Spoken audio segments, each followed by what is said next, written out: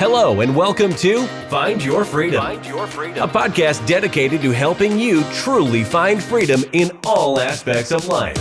Join your hosts and their expert guests as they share practical tips and strategies for finding more freedom in your life. It's time to take control of your life and create the future you want.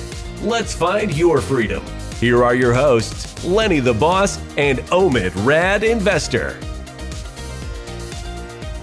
Boom, boom, boom, boom, boom. We are back with another episode of Find Your Freedom, and we are super excited today. But before we get to let you know our friend that we have on today, this episode is sponsored by Wealth Builders Mortgage Group. All right. So that's for any mortgage, your personal, rental property, STR, whatever you need, anyone on Parker's team, just contact them and they will be able to help you. Now, I'm going to tell you, this is one of those episodes you really want to pay attention. All right. You know, she's a good friend of ours. And let me just give you a little bit on her background. She's a real estate investor in the MTR space. She's a co-hosting company, so she can hook you up if you just want to be in this rental space but don't have any time. You know, she's your go-to girl. You know, and most importantly, this is what you really want to pay attention to. She's an expert. And I'm going to say that again, an expert when it comes to the business funding and earning points, which is something all of us just struggle with or don't know how to do, or, you know, really need to know what cards to get, how to get them, how to use them, and use the miles and the points, because she didn't earn millions and millions and millions of points and miles over her years. So we are happy to bring on board not Dana, but Jaina here. How you doing? How are you? Doing well. Thank you so much, you guys, for having me. And that's an awesome introduction. Appreciate it. No problem, no problem. So if you could just give a little background on yourself for our audience and we can go from there. Sure. So I started investing in real estate in late 2021. I have a couple long-term rentals out there in Evansville, Indiana, which I've never heard about before my business partner now told me about it. It's about 2 hours or so outside of Indianapolis. But in addition to that, I'm a business funding specialist with Freedom Funders. So we help business owners get millions of dollars in funding every quarter. And a lot of those business owners are people in real estate. Because what people don't realize is business funding in the form of 0% APR business credit cards or even business lines of credit can be a really good strategy, especially for gap funding. Right. So I do that. Additionally, I do have a full-time W-2, which apparently shocks a lot of people, but me had the chance to talk about that. But I'm a public health professional, so I help people quit smoking as my profession, in addition to all the real estate stuff I do. Lastly, I am an avid travel hacker, and I specifically teach people how to use their real estate portfolios and even MTR businesses to earn tons of points and miles for nearly free travel. So that's a little bit about me. All right, so it sounds like you're a jack of all trades. I mean, is there anything you don't do? Uh, a lot of things. I don't do a lot of things, but I think I'm just like an Okay, interested person. I just love yeah. learning different things, and that's what keeps me motivated. It's just essentially being a lifelong learner, truly. No, I love it. I love that you kind of wherever there's deficiencies or things that you're interested in, you're putting in the time, and you're getting resources together. But not only are you learning, but you're sharing it with others. So I think for myself, I'm really curious about this component.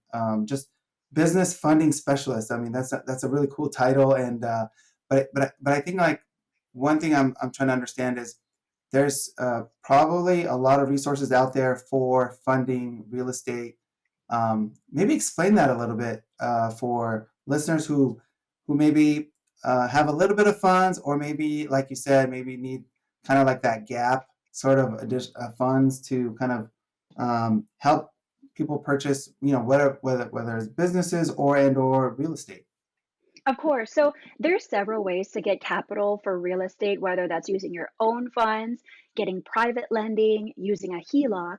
But one that's very underrated, in my opinion, is business funding. And that's typically getting some kind of lending from a bank.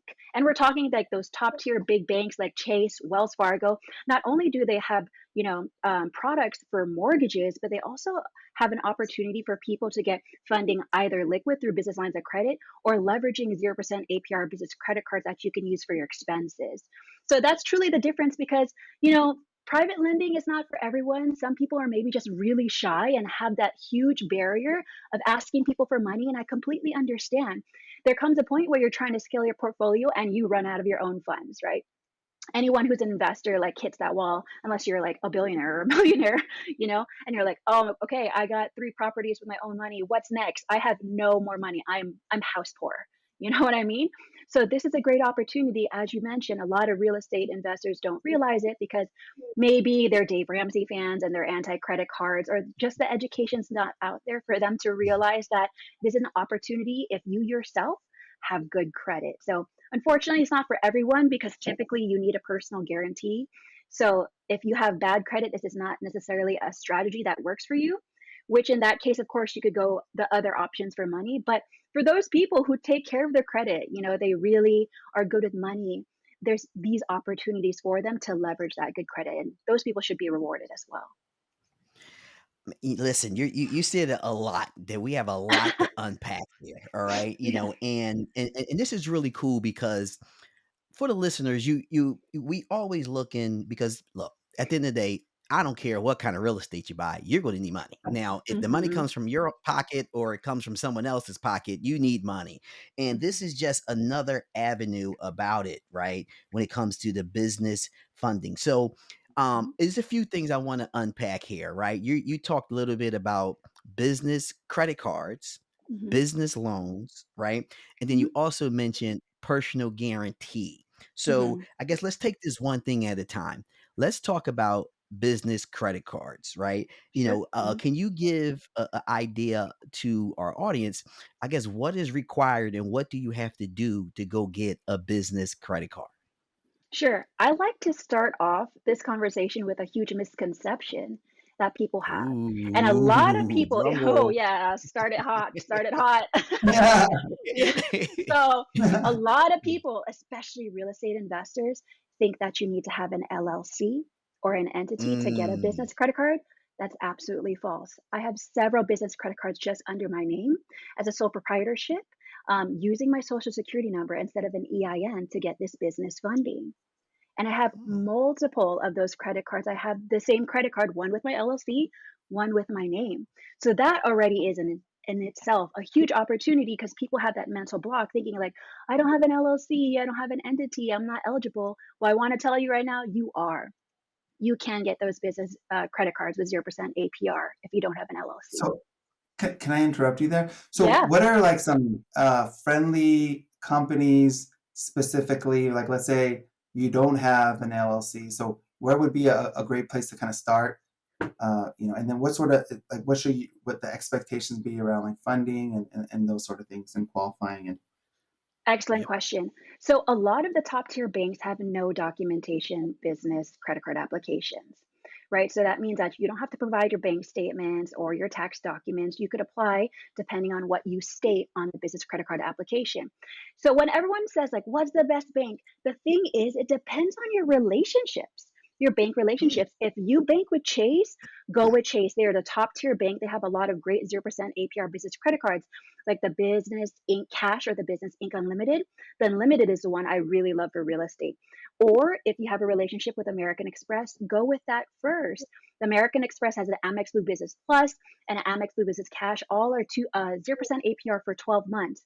People don't realize like you can't just go up to a bank and be like, I want a business credit card. You have to start with who you know first, like us. Let's start with each other because we have a relationship. So the thing is, like different banks require different data points for their business credit cards. Like Chase is like a jealous boyfriend. They don't want you banking with other banks. You just need to bank with them, right? They just like want all of your banking to be with them. Whereas American Express, they're like, you could bank with whoever you want, but you could also bank with us.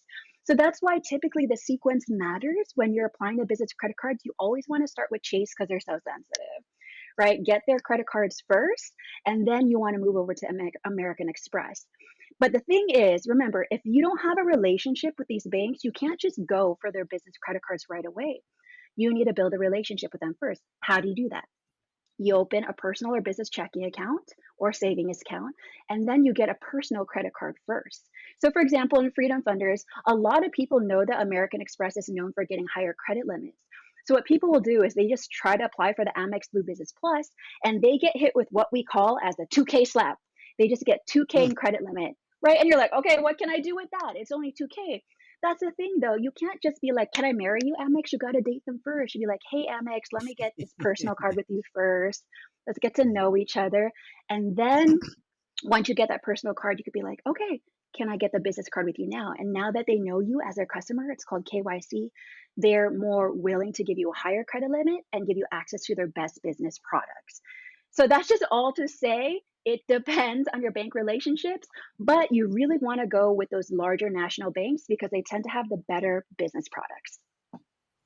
I think that makes a lot of sense. All right, so another thing. Let's talk about a little bit because you mentioned personal guarantee. Hmm. Okay, so if you could, because a lot of people, I guess it's another misconception that people Hmm. out there got. And let's clear it up, right? Hmm. And is that, when you get this, LLC card, let's just call it, the man LLC, right? Yeah. And you file and you get this business credit, it don't show up on your personal credit, but if you don't pay it, what happens? So can you talk about that a little bit and how that personal guarantee kind of goes along with that? Excellent question, Lenny. So, a personal guarantee means you are still personally responsible for that business credit card if you default. Like, you have to pay it. Just because it's a business credit card doesn't mean you're separated from it. And if you can't pay off the balance, it's your business that pays for it. No, it's you yourself personally has to pay for it. But the good news is, like you said, when you get these business credit cards, the activity on it, like utilization, will not show up on your personal credit report. So there's that little bit of a separation. And this is why this is huge for real estate investors. Because imagine getting a 20K credit line with Chase, maxing it out for 20K, and then paying it over time, 12 months, and that's not showing on your personal credit score or your personal credit. That's huge. But this is the thing, there are a few banks that do show business activity on your personal credit reports. And those banks are Mhm, Capital One, mhm, Discover, and TD Bank. mhm. So if you have a TD Capital Bank. One, yeah, if you have a Capital One, TD Bank, or Discover business credit card, that utilization and all that activity will show up on your personal credit report and hurt you personally. That's why when I see real estate investors say, like, I love Capital One, I was like, that's not doing anything for you. At least if you want to do business funding. I don't touch Discover like with a 10-foot pole. I don't touch, Capital One because that does nothing for our business, right? I'm not touching that. It does nothing for our business, right? Except just doing the normal banking. If that's all you need it for, by all means go ahead. But if you're looking to leverage other people's money, go with Chase, American Express, Wells Fargo, Bank of America, US Bank. Okay, so we were kind of talking about like personal guarantee. How do you know what is requires a personal guarantee and what doesn't? Like, where in the fine print does it Mhm. say that, or how do you know? Typically for these small business credit cards or there's business lines of credit, it's not until you're like millions of dollars in revenue as a large business where you could get a business guarantee, right? Typically, you're applying with your personal credit report. So it's not until like you actually have a corporate credit card or larger business where your business can guarantee it versus the personal guarantee. So for the majority investors and the people that are listening to this, it's always going to be a personal guarantee.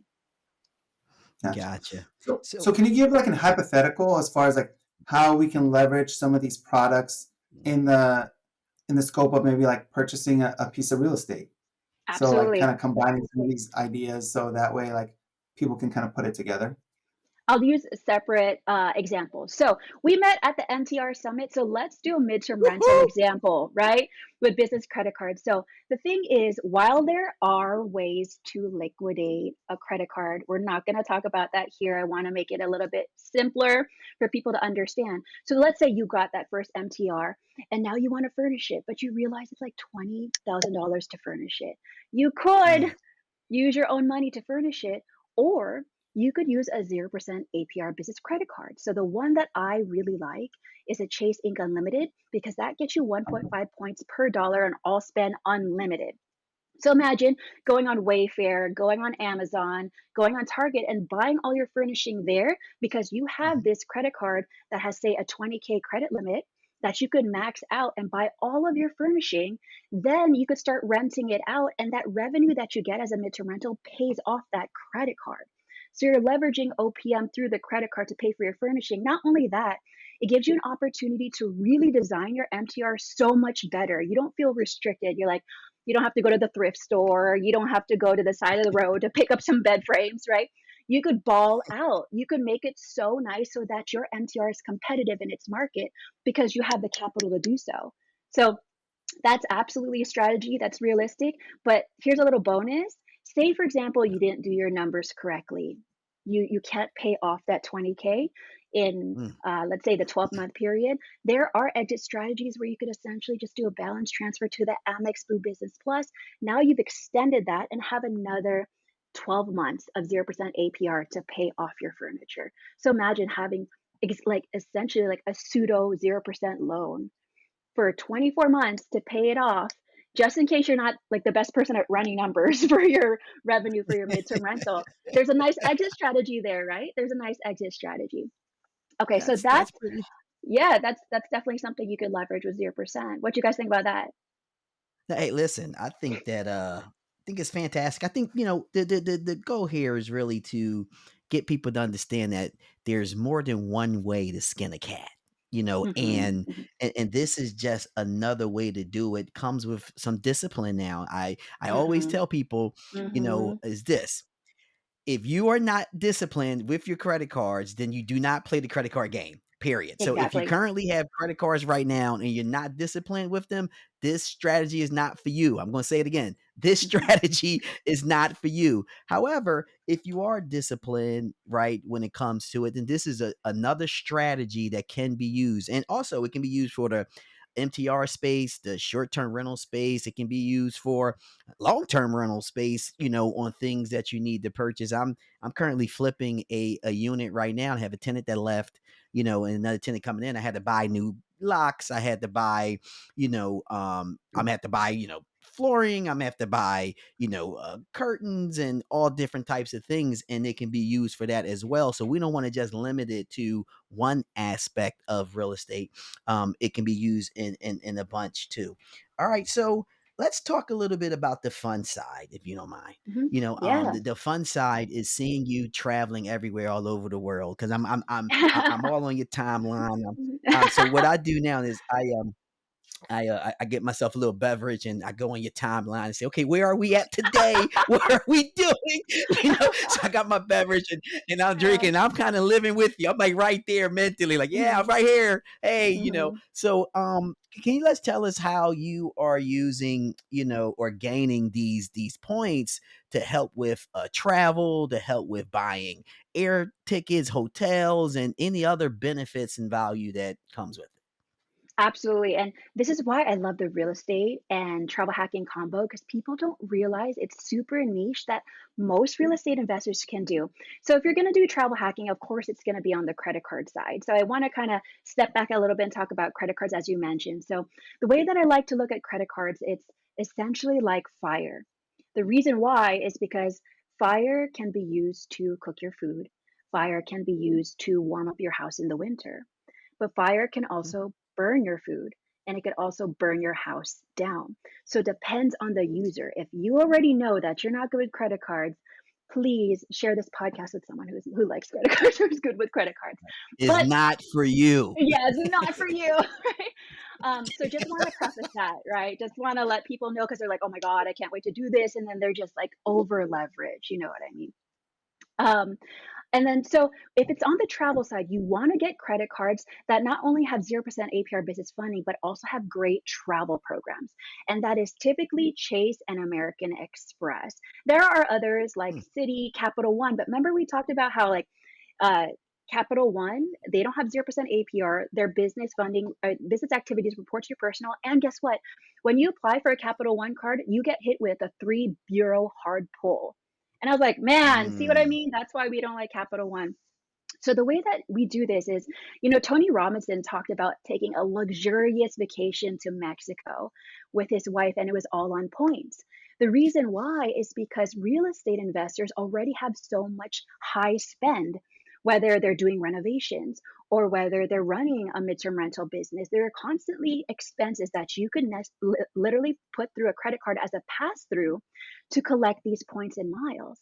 But what people don't know is there's a little bit of an extra step. So typically the people who kind of travel hack who are real estate investors, they'll redeem their points in the travel portal like in Chase or Capital One. And that's fine. At the end of the day, do whatever is convenient to you. But if you're truly going to get like good bang for your buck, you always want to transfer your points out of the portal and to transfer partners.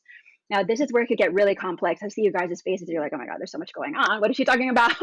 But that's just all to say, that's just all to say that your normal business expenses as a real estate investor could take you around the world for nearly free because you just need to know which credit cards are Mm. optimized for your spend to collect these points and miles so you could book nearly free flights and nearly free hotels.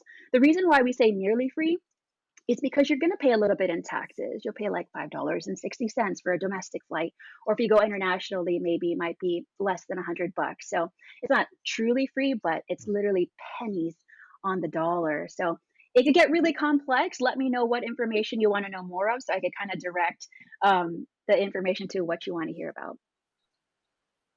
So I want to give a hypothetical. So Sure.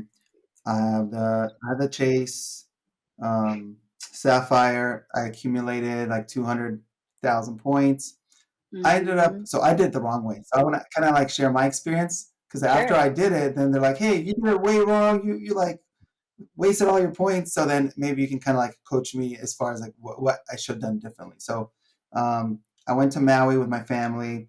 I used the points to basically do like a week stay in Maui. Um, I use all my points, and then after I booked it, then somebody who's into the kind of the points game, they're like, "Hey, did you transfer it out and then spend it?" And I'm like, "What do you mean? I don't know even know what that means." So Right. maybe like explain that as far as like what partners are and how that translates maybe. So it was kind of explained to me like, hey, you had 200,000, but let's say you transferred 100,000 into this hotel partner, and that 100,000 becomes 200,000, Hmm. um, depending on like points, sort of like uh, uh, I don't know, like specials or things Sure. going on. So Sure. maybe you know, like kind of Yeah. walk us through that until you can coach somebody like me who's a rookie who Got probably you. spent their points. I got you, Omid. Okay. So let's work with that 200,000 points. So it could essentially be a case study. First of all, Chase has several airline and hotel partners. That's what people are talking about. Mm. One of the best ones, because we're on well, at least Omid is on the West Coast, is Southwest. What airline did you take to go to Hawaii? I'm gonna say probably Hawaiian Airlines. Sure. I can't even remember Hawaiian. Yeah. I think it was Hawaiian. Okay. I believe Hawaiian Airlines is a transit partner of Chase. If not, it's American Express. So in this situation, what you want to do is instead of booking in the travel portal, which usually like 90% of the time will rip you off. It's okay Hmm. for booking domestic flights. Like you'll find okay redemptions there, but usually you'll get much better redemptions if you transferred your points to Hawaii instead and use those points in the Hawaiian Airlines portal to book instead. The one of the best transfer partners of Chase and everyone in the points and miles space knows is Hyatt. You can get the Hyatt Mm. Regency. I actually booked this for my sister's honeymoon. It was my gift to her and her husband. Basically, Nice. it was the Hyatt Regency in Waikiki, and I think it was 20,000 points per night. So I spent 100,000 points for 5 nights, right? In the portal, that could easily be over 200,000 points. So you could have essentially had to use all of your points just for the 5 nights, and then you had no other points to use for flights, right? So Hyatt is excellent, and that's exclusive to Chase and Built, but we're not going to talk about Built right now. Chase, Okay. because you could typically get really good redemptions, and that 5 night stay was nearly $2,000, right? That I was able to redeem. Then what you could do is you could transfer your points to Southwest or Hawaii. I like Southwest for the Hawaii play. The reason why is because Southwest is unique in that they always have sales.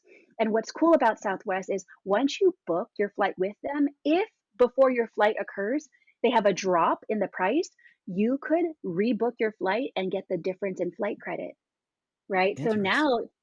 now you have that flight credit that you could use for a future flight and you just saved all this money using Southwest. That's why when anyone that's on the West Coast, I typically would say like usually try to do Southwest because they're just so good with their pricing and their redemption. So that's what people say when, you transfer points to partners, you always want to leverage that instead of booking the portal because the portal won't get you good redemptions like 90% of the time. Interesting. Interesting. So I'm on the East Coast. All right. Okay, yeah. So but but so, early on, I travel a lot. Just to let you know, I Mhm, travel a whole lot. mhm, And, early on, I was like, oh man, people telling me you have to get points. So, I'm like, okay, cool. So I found myself spending $3,000 to get a free air ticket for $250.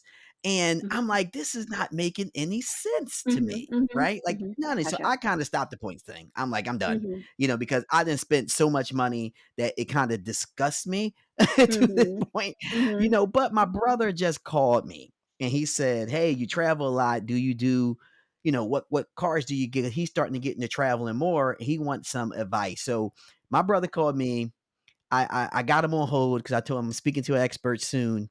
What advice am I telling him? Like he's looking to travel more and he's Mhm. asking me what cars to get so he can, I guess, maximize his travel.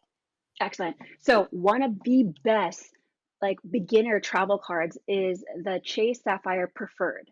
The reason why is it has an elevated sign up bonus right now at the time of recording of this of 75,000 Chase points.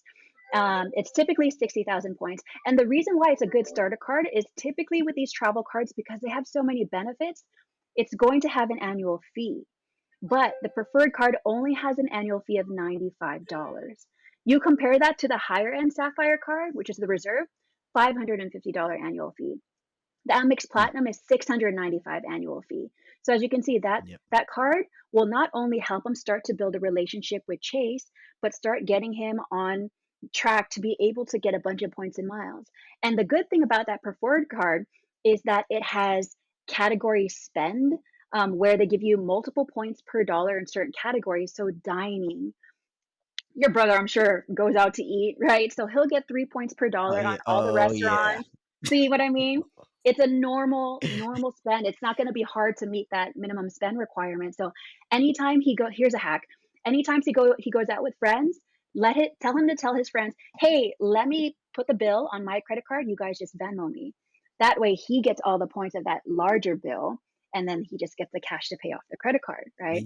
you must have some really cool friends because, like somebody what happens down Venmo you, then you become something else under your belt. I become a bill collector. Then you have to sit there and Exactly. collect the bills for the people.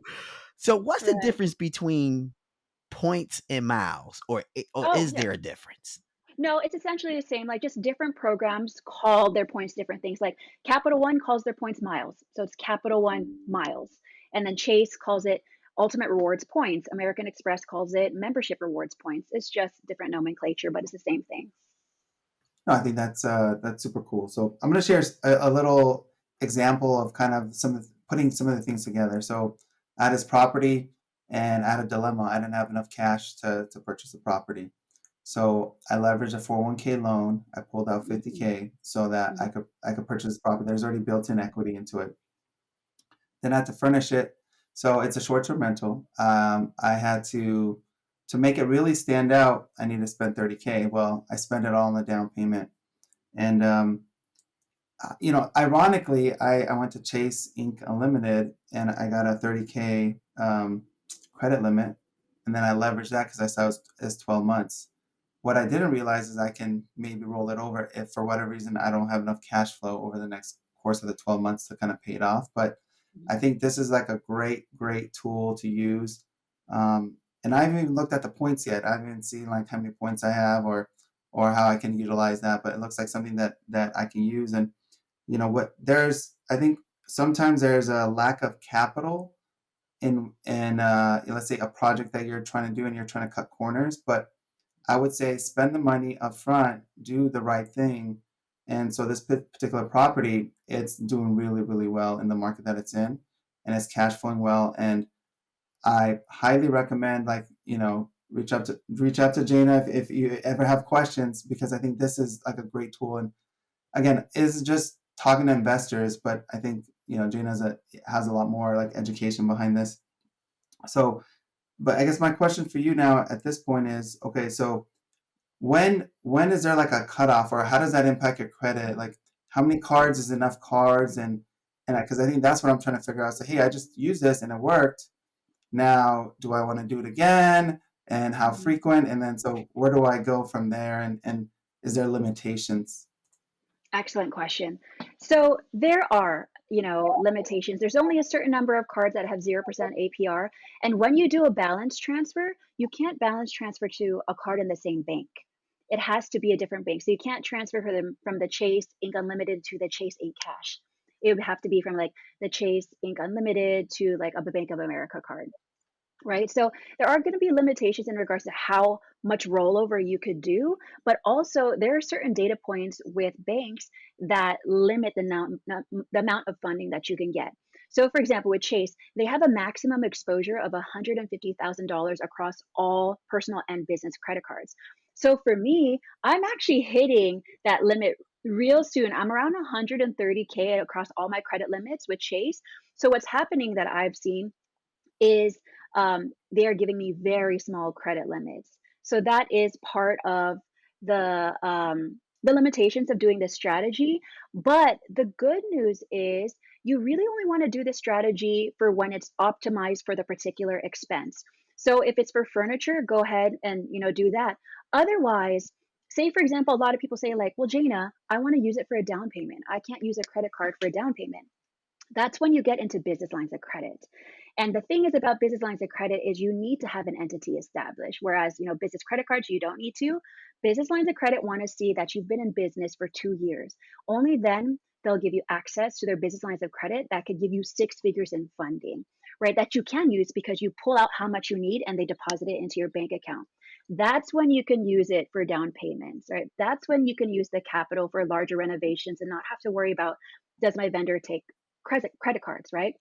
So the idea, at least in the real estate space, is you have 2 years of time to have your entity essentially age into the 2 year mark. So that gets you starting to use a business lines of credit. And that's like the big boy funding.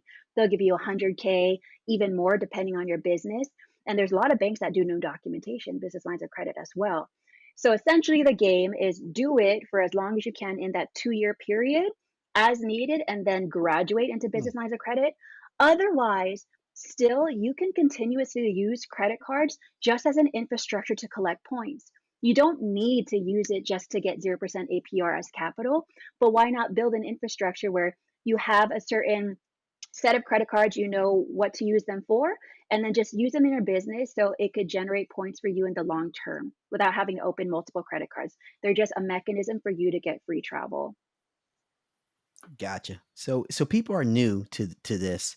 So are there any recommendations on kind of what to set up? Meaning, is there anything you Hmm. can do with these credit cards on a recurring basis? Maybe Hmm. pay bills with them and then quickly Hmm. pay it off just to get Hmm. the points. In addition to the going out to eat for the maximum points and things of that sort of nature. Is there any recommendations on what people can actually do? Yes. So typically with real estate investors, say you want to be a simple setup, you don't want to have to worry about using so many different cards. You're always going to have two cards. One card I consider your workhorse card. That's where you're going to have all your expenses run through them because it earns 1.5 points or more per dollar. Then you're going to want to have a maximizer card. I'll give examples in a second. The maximizer card essentially allows you to transfer points to business to transfer partners so you could redeem for free travel. So a Chase, setup for this example would be the Business Inc. Unlimited, um, combined with the like the Sapphire Preferred or the Sapphire Reserve. right? So really, the travel card, the reserve or the preferred, is going to give you access to the transfer partners, right? And it's going to allow you to get more points on like dining, parking, and travel. And then the Ink Unlimited, you put all your renovations, all your regular expenses, all your bills, because it'll always give you more than 1 point per dollar. Similarly, Hmm. with like an American Express setup, you're going to want to get the Amex Blue Business Plus because that gives you 2 points per dollar on all expenses. So put your furniture on there, all your subscriptions, your hospitable, your price labs, your all your subscriptions for software on there, your cleaners if they accept credit cards, put all those cleaning expenses on there. Then you use Amex Platinum. That's when you could be bougie, right? You're gonna go to the Centurion lounges. You're gonna have TSA pre-check. You're gonna have clear. You're gonna zip through the security. You're going to have all these credits, airline credits, hotel credits that can really allow you to live like luxuriously through your real estate expenses with travel. So it depends on how you want. You want to be simple with Chase and still get some travel perks and just generate a lot of points that way, or are you more of a luxury kind of travel? I would go with Amex. Again, the Amex setup though is more expensive, right? Because the annual fee is $695, where the Chase setup could be as cheap as $95. But that's what people don't realize. It's not just like the Amex card. And I see a lot of real estate influencers say the Amex Platinum is the best credit card for real estate, and I'm like, oh my god, stop saying that. It's not. It's absolutely not. It's Can, can, typically, can I just yeah. Go ahead. Go ahead. can I just a real quick? Then I mean you could jump right in. So, Yeah. um, I I don't travel American a lot. Why? It just happens like that, right? It's not like I'm against American Airlines or anything like that. I just don't travel a lot. So, recently, actually, when I met you, when I went to the MTR event, I Mm-hmm. travel American, and I had to get there really early in the morning, and it's a 6 hour flight. So I try my best to eat breakfast in the airport. Nothing was open. The only thing that was open Mm-hmm. that you can drink. So every bar was open Yeah. at 4:30 a.m., but there was Yeah, yeah, nowhere to get anything to eat. yeah. So, Mhm, I mhm, threw that out on social. A lot of mhm, people were saying, "Oh, you should have the platinum, mhm, um, the platinum Amex card." And, and I quickly was telling people, I'm grateful to be in a position to be able to afford the fees. I said, but mhm, I don't see the value in having it because it's a mhm, $700 annual fee. I'm never, for whatever reason, 99% of the flights I catch, I'm never over there where the lounge is. So mhm. I can't Sure, utilize the lounge there, sure. and I don't know another reason why I would use it, So I just kind of wanted to throw that out there because, Mhm. maybe you can ask your question, but I just want to throw that out there because I know a lot of people was telling me on my post, you should have the American Express Amex card. And I'm like, I have a ton of American Express cards, but not that one, and I don't have it for a reason because I Yeah. don't want to pay the $700 because I'm not getting the value from it. I would love to respond to that. The reason why you're not getting the value, Lenny, is because you need to talk to me. You're not using all the credits. Oh, Mhm. there you So go. what Look at it that is, there. what this is, let me tell you right now, all the credits is more than that $700 annual fee because you get Clear, $189. You get Priority Pass, which is $99 a year. You get a $200 airline credit. You get a $200 hotel credit. If you have the business platinum, you get $400 on Dell. You get Grubhub credit. You get Uber credits monthly. So the reason why people say that they're not getting value is because they don't know how to use it. The reason why is American Express is high maintenance. When you get that card, you have to enroll in a lot of the benefits, and people don't know how to use it. It's like, here's an example. The Amex Platinum is like Equinox, and you're just learning how to work out, right? You see all this Mm. gym equipment that you literally have access to. You have access to all these gym equipment, but I only know how to do the elliptical, yo. I'm just gonna stay on the elliptical because this is all I know how to do. So obviously you're not Hmm. getting value off of that gym membership because you don't know how to use the other machines. But once you have a Interesting. coach, once you have someone help you understand, this is how you use weights, this is how you use the bike, Yeah. this is how you use, Right. the bar, then you're like, oh my god, this membership is so worth it. I get more value than the actual money I'm spending because I know how to use everything. That's why you're Gotcha. not getting value. You don't know how to use it correctly. But don't Yeah. feel bad. 99% of people don't know how to. And that's why I'm here. And that's why I want to help your audience figure that out. There you go. Boom. All right. So, man. So what you're saying is we need you in our life.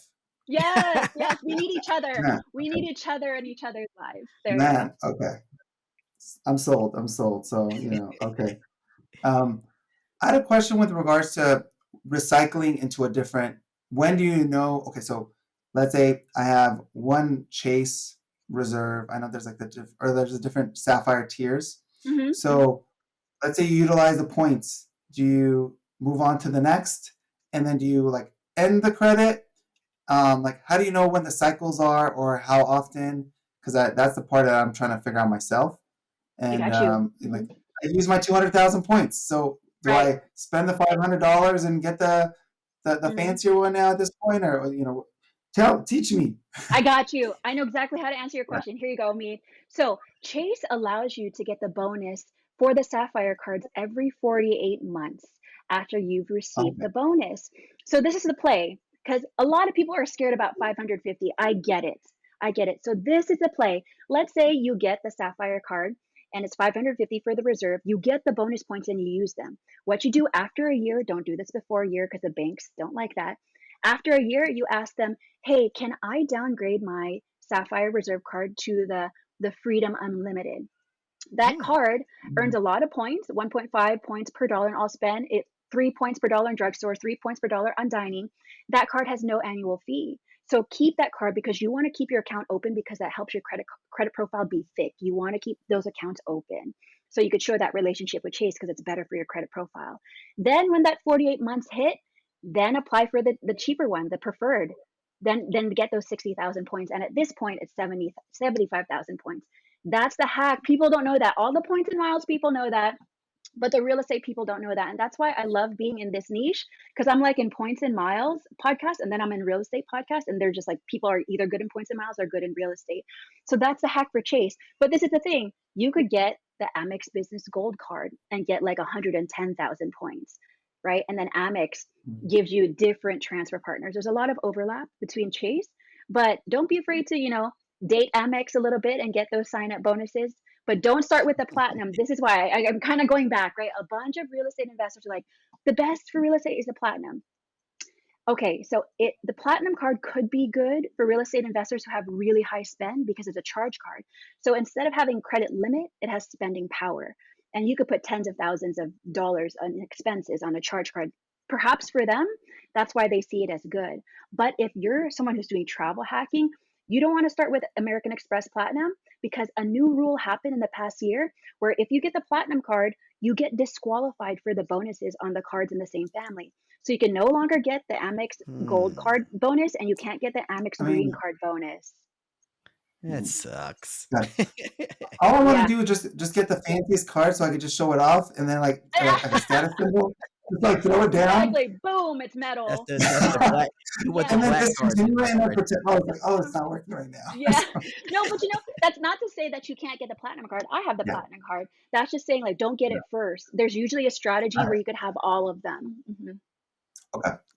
I feel Yeah. as though we need to have like a and Omi, think about this. We need like to go live and just field questions, hmm like what questions you have and have all of it. I think that should be our next episode. We should do like some live episode where hmm we get people to come in and ask some questions and we can help them out. What do you think about that, Jenny? You I think would that'll love work? that. I would love You'll that. I love do that. that for a lot Uh, of like real estate communities. And another podcast I'm going to be in June, because they know this is the information, he wanted it to be like a master class. He's like, show me a walkthrough of how I get to the United States from Europe because I'm going to be in Europe. So it's mostly for him, but obviously it's a case study so everyone could learn. He's like, it's Jesse. I don't know that's if you guys funny. know Jesse Vay, but basically it's going to be his podcast, and then we'll show like basically a masterclass. This is step one. You look on this tool. Step two. That's cool. Mhm. That's perfect. Cool. Yeah. Yeah, I feel like that's education everybody Yeah. needs, and why not do it through a case study because that case study is somebody else's case study, so Exactly. it's perfect. Cool. Yep. All right. So we have a All question right. for you. So what So Okay. does so find your freedom mean to you? Find your freedom means to me is living your life by design. And what I mean by that is being able to make choices where you don't feel like you're limited in any kind of way. Whether that means that you have time to take a walk on the beach in the middle of the day or to take as much time off from your job that you want, it's having the freedom to make choices And not only that, the freedom of time and the freedom of location. So you're not strapped down to be somewhere. You're not strapped down to having a certain time to do something. That's what it means to me. It's essentially freedom of choice, time, and location. I love it. So walking on the beach. So if you're not walking on the beach and you're not at one of your, co-host properties, I know you do it remotely. Where can we connect with you? Thanks for asking. So I'm on Instagram. You could find me at Jaina_Anne. So that's JAINA_ANNE. Awesome, awesome, awesome. So, at the end of every show we have here, we do this big boom session. All right. The Okay. objective here is to bust out some speakers. So, you got to have some strong lungs. And I know you do. So, with that being said, how we going to do this? All right. We're going to count. I'm going to count to three. 1, 2, 3. Then, right after that, all three of us in a uniform manner is going to say boom as loud as we can. All right. Can I get Okay. some head Go. nods and let me know you guys are ready? Yeah. Ready to All Let's go. do it. right. I'm here Uh-oh. before you. All right. All right, audience, this is the time you turn your speakers down. All right. So with that being said, 1, 2, 3. Boom! Awesome, awesome, awesome, awesome, awesome. Hey, check this out. We just had a fantastic episode with one of our friends and just taught you everything that you need to know when it comes to business funding and then credits with miles and points and how to properly use it. If you want another episode just like this, put in the comments of our episode and let us know because we'll bring her right back on. We might even go live so you can ask questions directly to her so she can sit here and give you exactly what you need and the roadmap. And I'm telling you, she's an expert at this. She's going to help me straighten my situation out. So you want to make sure that you get in contact with her. All right. So with that being said, what we would like for you to do is leave us a honest 5-star review after listening to this episode. This is how we get more guests like this to bring value to you, to take you from A to B all the way to Z. And we also need you to share this. So share this with your mother, your brother, your sister, your cousin, your aunt, your uncle, all your coworkers, the ones that you like and the ones that you don't like. Until the next episode of Find Your Freedom, we talk to you soon. Peace. Peace. Thanks for listening to Find Your Freedom. Be sure to subscribe wherever you listen to podcasts. While you're at it, please help us spread the word by leaving a rating and review and sharing the podcast with friends, family, and colleagues. Until next time, get out there and find your freedom.